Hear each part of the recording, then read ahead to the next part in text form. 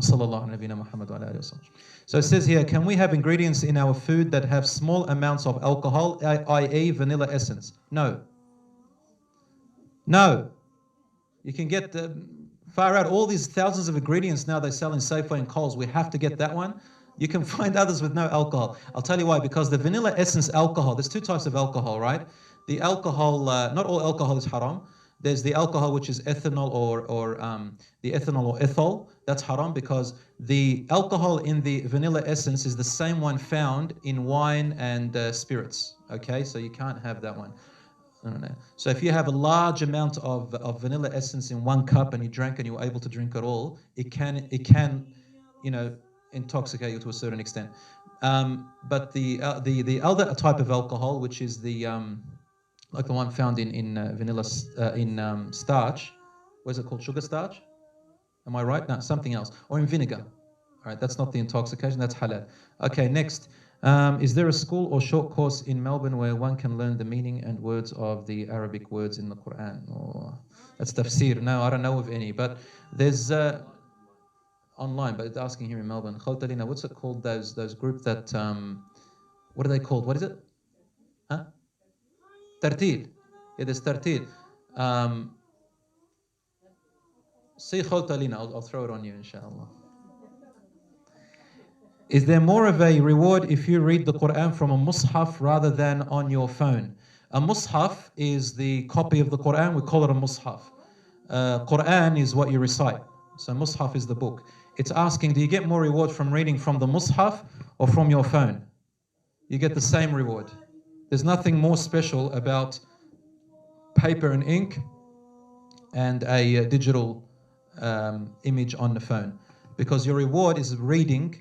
It's reading and looking, okay? And even listening. The Prophet ﷺ used to read and he also used to listen. Once he said to one of his companions, I think it was Anas radiallahu anhu, he said, read the Quran. He said, Ya Rasulullah, I want to read it while it was sent upon you. He said, I'd like to listen sometimes. So he read and read until he reached the part where it says, how will your state be,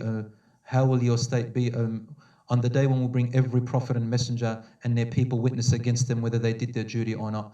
And we will bring you, O messenger of God, Muhammad, to be a witness upon them and they upon you. And he started to cry and he said to him, stop, I can't handle it, stop, please.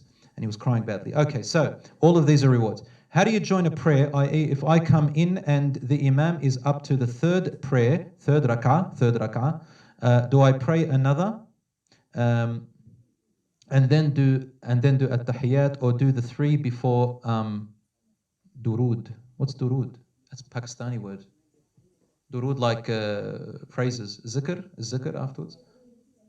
Okay. Yeah, anyway. So it depends if it's a 2 rak'ah prayer, 4 rak'ah prayer, 3 rak'ah prayer. Okay, so once you enter, if you have to catch the imam in bowing, like this. You know bowing? Ruku'? If you say Allahu Akbar and you say Subhan Rabbil Azim once while the imam is still like that, you know what I'm talking about, like that? Then that rak'ah will be counted. You don't have to repeat that whole thing. That's one. Okay, but if he stands up, as soon as he starts moving, it's not going to be counted. Okay, so then you have to finish with the imam normal, everything he does. And when he says Salamu Alaikum, right and left, you stand up and you just make up whatever you missed. Now, if it's Maghrib, 3, and he's prayed 1, it's going to get technical now. So his second rak'ah, right? You pray within the second rak'ah and you do tahiyyat, yeah? Then you pray in the third rak'ah and you do tahiyyat, correct? Then he says salam, you got to stand up. You do 1. Let's say you caught him in the third one.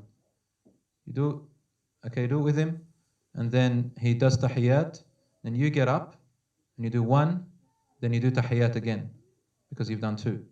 And then you do 1. So essentially you do 3 tahiyyats. I don't want to get too technical, but the point is you make up the rak'ahs that you've missed. Now, if you don't know how to do it, just do whatever you know for now. If you don't know how to do it and you're not sure, do whatever you know, and at the end, just do 2 prostrations. Do Subhan Rabbil A'la twice, and that covers all the mistakes you've done.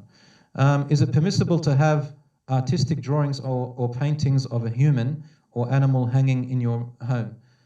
No, brothers and sisters, the Prophet ﷺ said that the angels do not enter a home that has a facial feature of anything anything that is living. So living and talks like an animal or a human.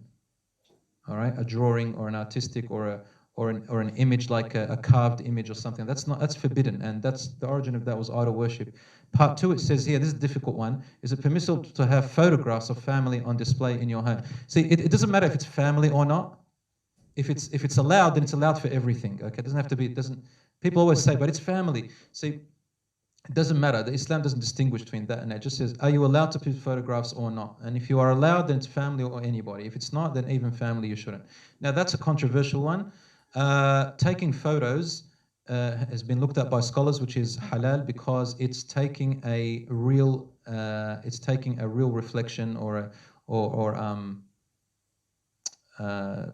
capturing light. It's like a reflection in the mirror or a reflection in the river.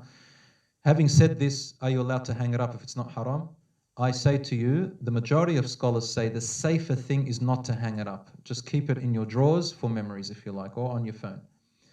I can't tell you much more than that. That's all I can tell you, just that the angels don't enter it. Prophet ﷺ forbid it. Assalamu alaikum, brother. You mentioned, oh yeah, you can also have it on blankets. You can have it on cushions. You can have it on the floor, on your carpet, right? You can do that. It's okay, inshallah. Assalamu alaikum, brother. You mentioned about halal types of interest, what they are, please. Just a quick run over. Yeah, I did say not all interest is haram. No, it's okay. It's not the type of interest. It's what they name as interest, but it's not interest. Like, for example, in Australia, there's a law in finance that if you have any kind of business transaction that involves a loan, they will call it interest. That's it. Even if that loan the transaction of the loan was done in a halal way. All right? Like, for example, if I invested money with you, all right, and you did the job, and then I take the profit. So me and Volker is, say, a builder, and I have $100,000. And I gave Volker $100,000, and I say, you do the work, and I just invest, and I don't do anything. That's called mudaraba, a type of partnership where one does the work, the other one does the investment. So he doesn't pay anything, only I pay. He does the work. So that profit that I receive is called interest. But in Islam, it's not. Do you understand what we're saying? Right. Profit. I buy a house. I give you money to buy a house, and the portion that I've paid for. So I give you money to buy half the house, and the other half I pay it. Right. I can charge you rent for that half, but the Australian government will call it interest. Do you understand? So these are some examples. I think that's all we have here. Yeah, I think that's it. Okay. So thank you. Jazakallah khair. May Allah increase you, bless you, have mercy on you, and forgive us all.